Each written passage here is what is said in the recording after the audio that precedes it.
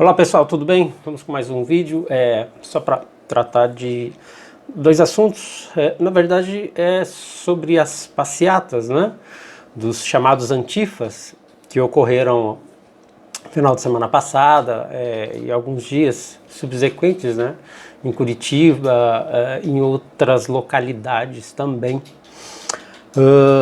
E tem manifestação marcada para hoje, né, domingo. Então vamos ver aí o que pode ocorrer, tá? Mas vamos falar um pouco sobre isso. Antes, eu quero só fazer o comentário aqui, né, da Joyce Hasselman, né? Então ela usou aí da velha estratégia leninista, né? Acuse-os de que você faça e chame-os do que você é. Então ela dá esse exemplo aí de estratégia leninista. E a Joyce, há muito tempo, né? Ela vem arrumando inimigos, né? Ela sempre saiu mal dos lugares por onde ela entrou, desde a época que ela trabalhava, né, no meio da comunicação propriamente dito, né? E é aquela velha história, né? A soberba precede a queda. Mas não nos iludamos, né? A Peppa Pig é só um boi de piranha, né? Politicamente, na situação aí que se encontra, cada vez pior, né, a sua queda, então politicamente ela está morta, né, e ela sofre risco aí de uma cassação através de uma ação criminal por conta de falsificação de CPFs e tudo mais, né. Vamos ver como vai ser o desenrolar de toda essa história. Bom, a CNN é aquilo, primeiramente ela colocou no ar, né, toda aquela reportagem, né, sobre a Joyce, né. Agora, a CNN não dá para confiar, né, ela tem o mesmo cheiro de esgoto que a Rede Globo, mas foi uma reportagem bem feita, bem interessante, né, e acabou colocando, né, para um público maior quem é realmente Joyce Hasselman, né?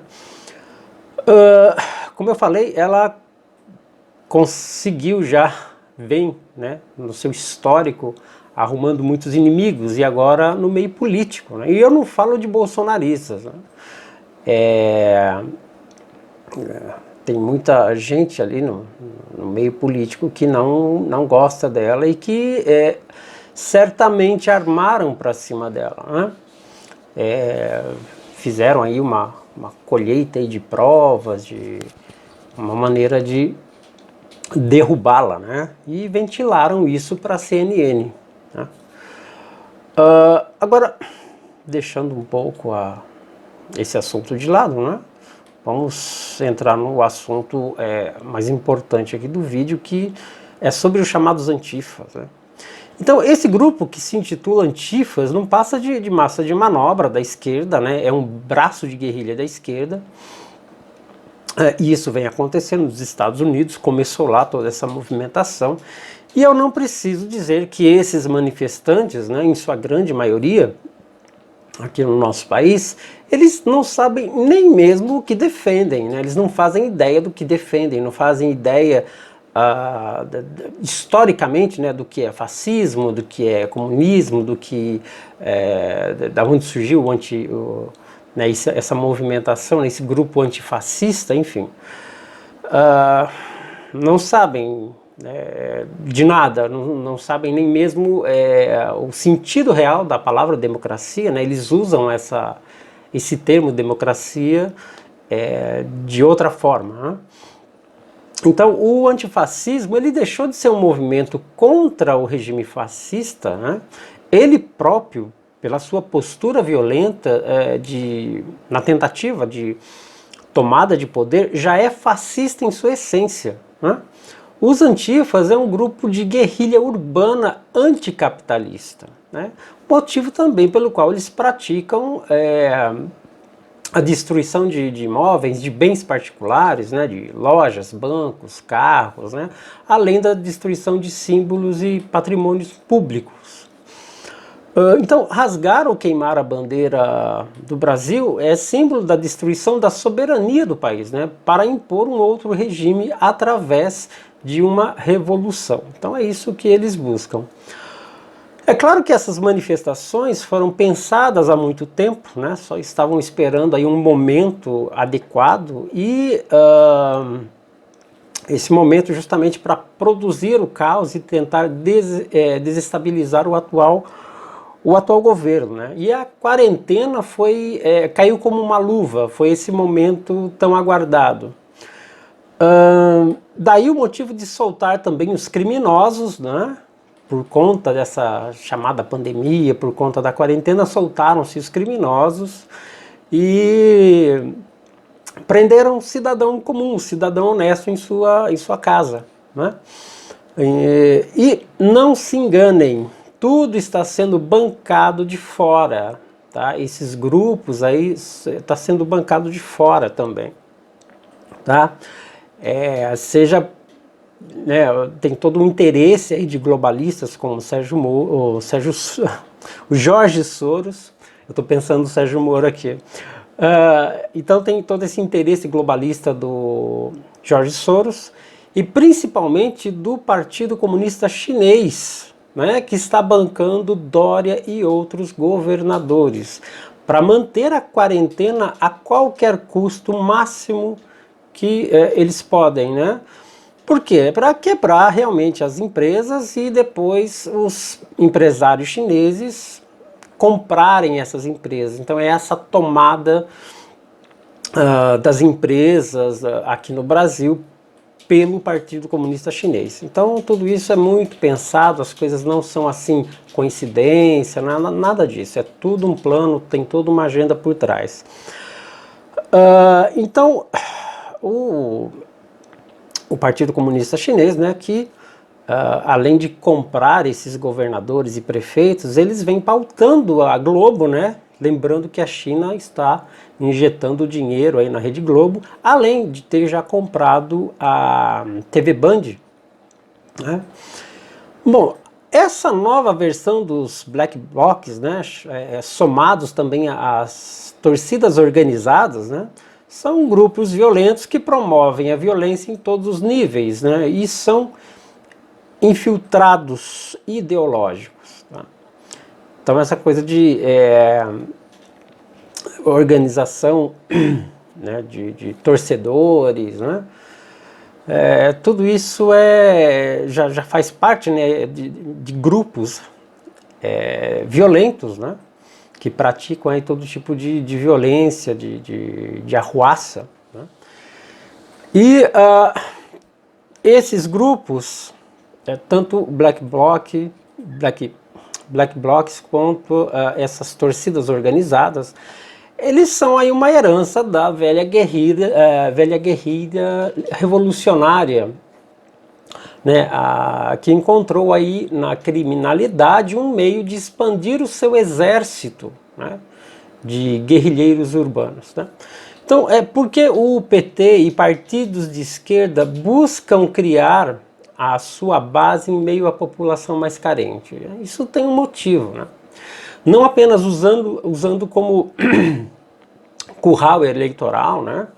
Acontece isso muito no Nordeste, né? O pessoal mais carente, mas de outras maneiras também, né? Por exemplo, o pessoal faz a sua aliciação, né? Nos presídios, vão lá, eles aliciam os presos, né?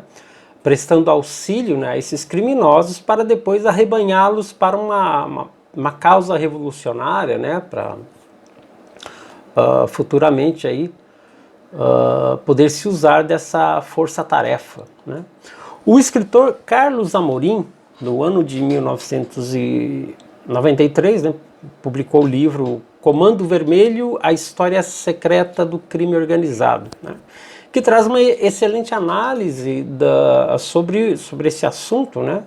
Eu vou ler aqui um trecho, vamos lá, abre aspas. Conseguimos aquilo que a guerrilha não conseguiu, o apoio da população carente. Vou aos morros e vejo crianças com disposição, fumando e vendendo baseado. Futuramente, elas serão 3 milhões de adolescentes que matarão vocês, a polícia. Nas esquinas, Já pensou que serão 3 milhões de adolescentes e 10 milhões de desempregados em armas? Então é um trecho aí do livro, já na década de 93, mostrando todo esse cenário, né? Muito real aqui para nós, e que, de maneira geral, a gente passa por nós despercebido esse tipo de situação. Em um outro trecho do livro, né, nós lemos o seguinte, abre aspas, o fenômeno da conscientização e o surgimento do chamado crime organizado só vão aparecer na década de 70, fecha aspas. Então, assim, os bandidos, eles passaram a receber ensinamento prático de guerrilha dos revolucionários, né, comunistas, dos revolucionários aí da década de 50, 60, 70, começaram a receber esse ensino desses guerrilheiros, e esses presidiários começaram a colocar em prática, assim, que eles saíam da cadeia, né?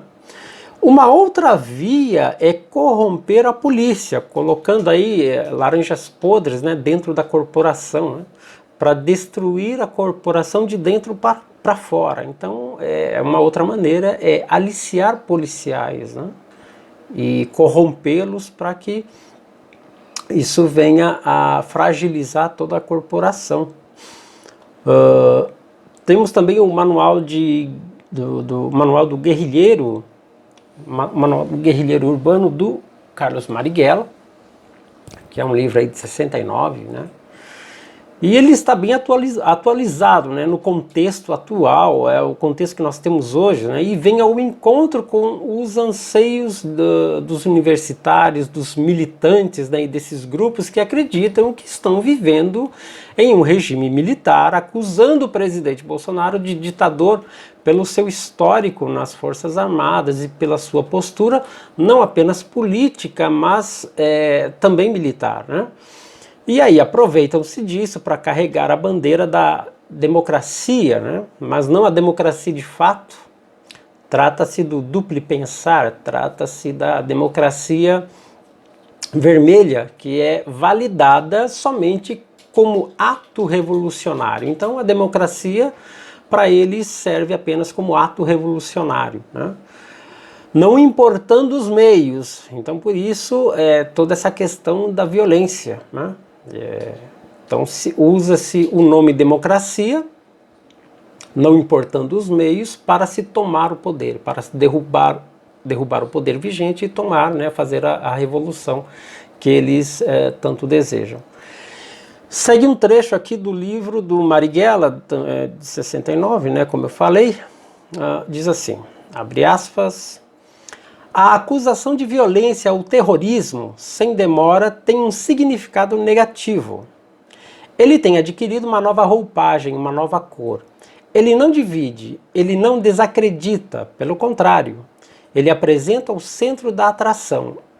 Hoje, ser violento ou um terrorista é uma qualidade que enobrece qualquer pessoa honrada, porque é um ato digno de um revolucionário engajado na luta armada contra a vergonhosa ditadura militar e suas atrocidades, fecha aspas. Então é um pequeno trecho da introdução do livro do Carlos Marighella, né, com essa narrativa já bem conhecida, né, que a gente já conhece aí já faz algum tempo, e desde aquela época essa narrativa já vinha aí vestida aí com ares de democracia, né, e carregados de um vitimismo que só a esquerda consegue dramatizar. Então, pessoal, é isso. Vamos aguardar aí na semana como é que vai se dar essas manifestações, né, pelo Brasil e também, né, nos Estados Unidos, né, vamos acompanhando tudo isso. A gente vai voltar a falar sobre isso também. Eu quero inclusive falar mais sobre o livro do Marighella e o livro do Carlos Amorim. Pessoal, se você gostou do vídeo, deixa aí o seu like, faça aí o seu comentário, compartilhe, né, para ajudar o canal também. Mais uma vez, obrigado e faça o seu caminho.